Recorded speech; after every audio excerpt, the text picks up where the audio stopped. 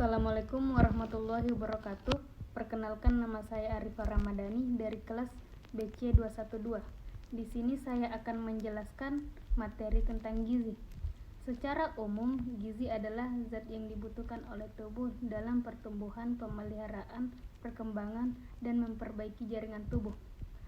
Adapun menurut WHO, gizi adalah mempelajari tentang proses yang terjadi pada organisme hidup untuk mengambil dan mengolah zat padat dan cair dari makanan yang diperlukan untuk memelihara kehidupan, berfungsinya organ tubuh dan menghasilkan energi. Adapun perkembangan gizi di Indonesia yaitu Jensen. Menurut Jensen, lembaga ini juga berhasil melakukan analisis bahkan makanan yang dikenal sekarang sebagai daftar komposisi bahan makanan, disingkat atau dikenal dengan DKM. Menurut Dies DKK menemukan vitamin A. Tahun 1935 meneliti tentang KEP atau disebut dengan kurang energi protein. Menurut Prof. Powerwo Swedarmo juga berhasil memperkenalkan promosi gizi yang baik dengan istilah 4 sehat 5 sempurna yang begitu populer pada waktu itu sampai pada pemerintahan Orde Baru. Unsur-unsur nutrisi yang terdapat pada makanan yaitu karbohidrat, protein, lemak, dan vitamin. Adapun pedoman gizi seimbang yaitu yang pertama, makanlah aneka ragam makanan. Yang kedua, makanlah makanan yang memenuhi kebutuhan energi. Yang ketiga, makanlah makanan sebagai sumber karbohidrat setengah dari kebutuhan energi. Yang keempat, pilihlah makanan berkadar lemak sedang dan berkadar lemak jenuh. Yang kelima, gunakan garam beriodium. Yang keenam, makanlah makanan sumber zat besi. Yang ketujuh, lakukanlah kegiatan fisik dan olahraga secara teratur. Dan yang terakhir, biasakan makan pagi. Adapun masalah kurang gizi yang sering ditemukan dan berdampak pada prestasi belajar dan pertumbuhan fisik anak SD.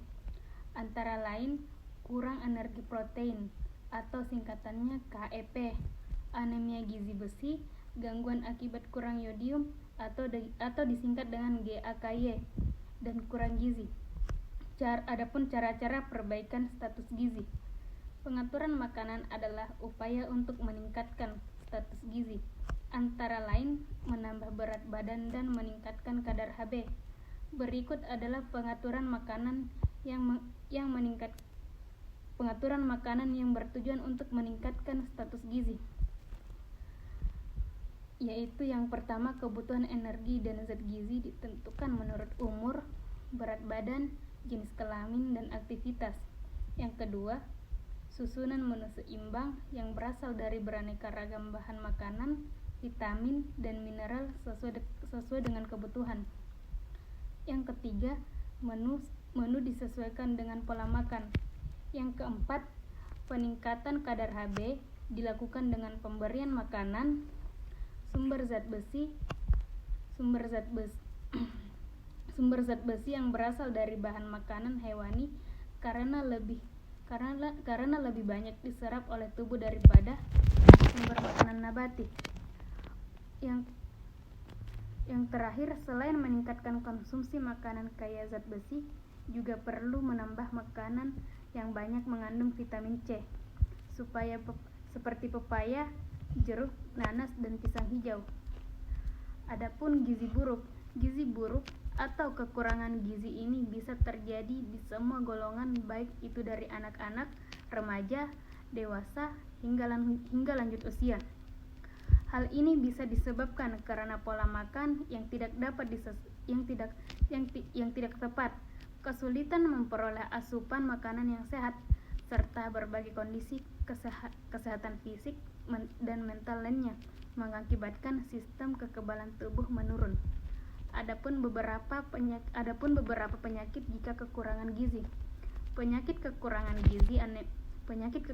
gizi anemia adalah kondisi seseorang yang memiliki kadar darah merah atau hemoglobin dengan konsentrasi rendah dalam tubuh biasa disebut anemia. Hemoglobin atau sel darah merah memiliki fungsi sebagai pengangkut oksigen dalam darah menuju keseluruhan bagian tubuh. Selain penyakit anemia, ada beberapa penyakit yang bisa diderita jika kekurangan gizi. Salah satunya yaitu kwashiorkor. Kwashiorkor ini merupakan kondisi malnutrisi akibat kekurangan asupan protein. Protein ini sangat dibutuhkan untuk memperbaiki dan memperbarui sel serta jaringan tubuh, mendukung proses pemulihan tubuh serta terjadi luka atau penyakit dan mendukung tumbuh kembang janin, bayi dan anak-anak. Penyakit kwashiorkor umumnya lebih banyak menimpa anak-anak dan kasusnya masih banyak terjadi di negara-negara berkembang.